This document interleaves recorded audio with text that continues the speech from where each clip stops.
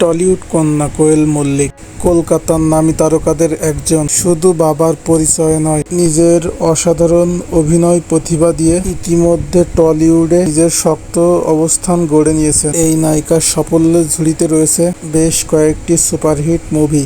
চলুন তাহলে এই প্রিয় তারকার লাইফ স্টাইল জেনে নেওয়া যাক। 2013 সালের 1 ফেব্রুয়ারি দীর্ঘদিনের বয়ফ্রেন্ড পরিচালক নিষ্পার সিং রানের সাথে গাড় ছাড়া বাঁধেন তিনি।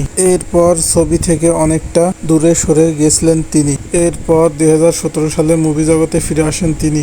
কলকাতায় জন্মগ্রহণ করা এই স্টারকে সবাই কোয়েল মল্লিক নামে চিনলেও তার আসল নাম কিন্তু যুক্তিনী মৌলিক। কোয়েল কিন্তু টলিউডের হাসলেট অ্যাক্টিভদের মধ্যে একজন। সিনেমা প্রতি 18 থেকে 20 লক্ষ টাকা নেন তিনি। সবাই তাকে অভিনেত্রী নামে চিনলেও তার আরও একটি বিশেষ গুণ রয়েছে, আর তা হলো তিনি বেশ ভালো নাচতে পারেন। কোয়েল মল্লিকের দেশীয় ঐতিহাসিক খাবার খুব পছন্দ। মায়ের হাতের যে কোনো রান্না অমৃত মতন লাগে তার কাছে। আর তার সবচেয়ে পছন্দের খাবার হলো খিচুড়ি। এছাড়াও তিনি ফুচকা খেতে বেশ ভালোবাসেন। নিজেকে ফিট রাখতে কড়া ডায়েটসের ফলো করলেও পুজোর সময় হরদমে চলে খাওয়া। তিনি নিজের বেশ ডিউটি হলেও রান্নাবান্না একদমই কাঁচা হাত তার। বেশিরভাগ অভিনেত্রীদের শপিং ম্যানিয়া থাকলেও কোয়েল কিন্তু একদমই সবাহাত না।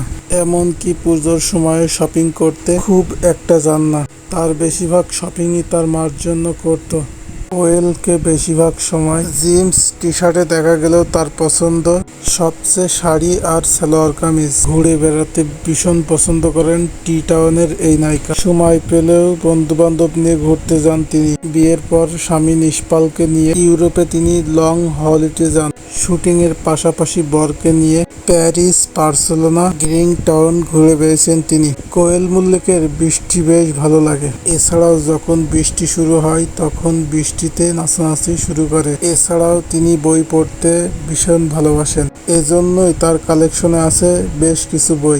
ইন্ডাস্ট্রিতে দেব ও জিৎ কোয়েলের বেশ ভালো বন্ধু। এজন্যই জিৎ কোয়েলের খুনসুটি কিছুতেই শেষ হয় না। জিৎ কোয়েলকে খুনসুটি করে ডাকেন কিলকি রাজরি বলে, আর কোয়েলও তাকে ডাকেন নাটের গুরু বলে।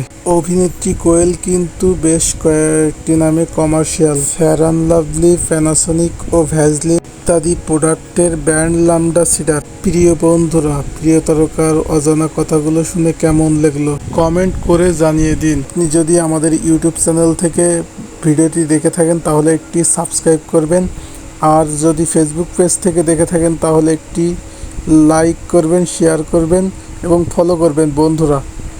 Thanks for watching.